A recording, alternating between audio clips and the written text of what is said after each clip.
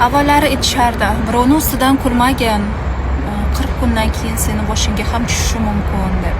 Lekin hozirgi zamonda 40 kun emas, 4 kunda ham, 4 soatda ham sizni boshingizga tushishi mumkin. O'shaning uchun birovni hayotiga aralashish kerak emas, birovni ustidan kulish kerak emas.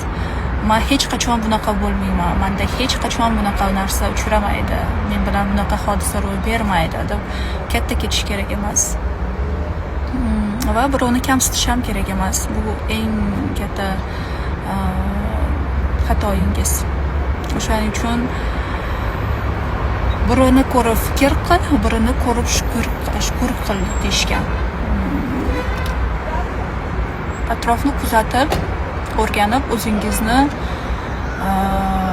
yana ham yaxshilashga harakat qiling.